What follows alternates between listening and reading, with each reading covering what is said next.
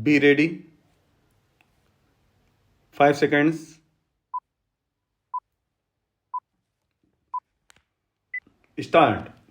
Sir, I express my gratitude to the honorable members for the keen interest they had taken in the whole matter and for the many valuable suggestions they have made. Unfortunately, in the limited time at my disposal, I will not be able to refer to every point which has been raised by the honorable members. But I can assure the House through you that all the suggestions which have been made will be given full consideration by the government. I would like to take up some common points which have been stressed by a very large number of my honorable friends here. The first point that has been stressed by a very large number of members deals with the question of the care of expectant mothers and the care and particularly the nutritional care of smaller children up to the age of 6.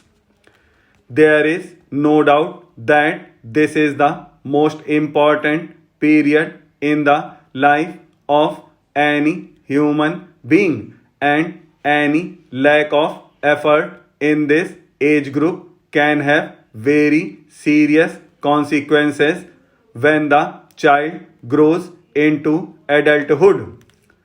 For this purpose, Education Ministry in close collaboration with the Ministry of Health, Agriculture and obviously with the cooperation of the state governments has started the integrated child development services which aim at all these points that have been emphasized.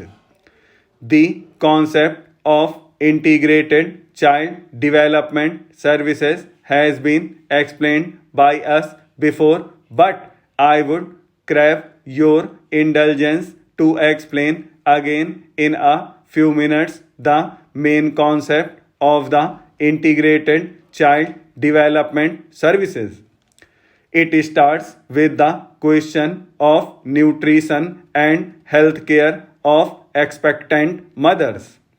Then there is full-fledged program of immunization which certainly includes the triple vaccination. Along with this, there is the question of regular health checkup, referral services, nutrition supplementing measures, and the diet and preschool non-formal and informal education. We consider it absolutely essential that children of the age group 3 to 6 and particularly those belonging to the weaker sections of the community should be provided with such care so that they can develop proper attitudes and motivations, and also their character formation is influenced in a healthy direction. For this purpose, we propose to set up centers as far as possible in close proximity of a primary school to involve elder children, especially girls, to participate in the looking after of the younger babies as a part of their work experience. It would provide them with adequate training to learn about how to look after children and younger babies. It would also provide assistance to the center's workers, and a full-fledged training program of the workers has been undertaken. Because this was a new scheme and because it involved the cooperation of a very large number of agencies, it was felt that let the systems be worked out in a small number of blocks, and we have chosen 35 blocks.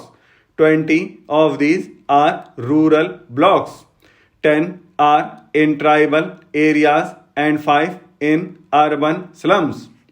This program is being tried out, and government would like to expand this scheme to a very large number of other blocks so that we are able to cover, hopefully by the 7th plan period, every block in the country.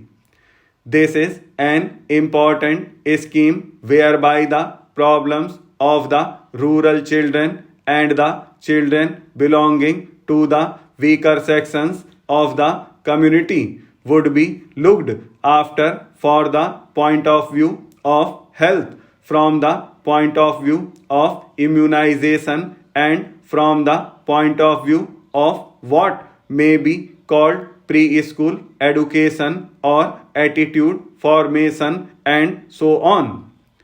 This program, I am glad to say, has evoked proper response.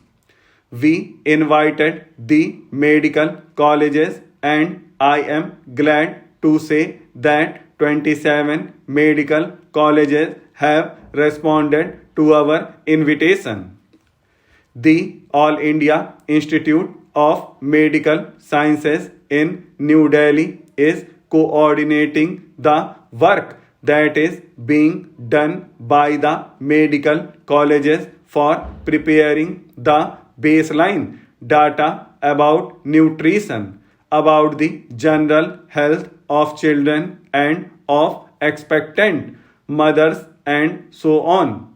It would also be supervising the implementation of the scheme in other respects, so that along with the administrative setup which is looking after this program, there is also an independent organization which can monitor and which can provide expert guidance for the implementation of this particular program. We have also insisted that in each village there should be common organization formed, because without involvement of the women of the villages and the localities concerned, no worthwhile program for children is likely to succeed. The progress so far in this regard has been on the whole satisfactory, although I would like greater emphasis being placed by the state government on the setting up of women organizations in each of the villages. The state governments are anxious to set up these organizations as early as possible.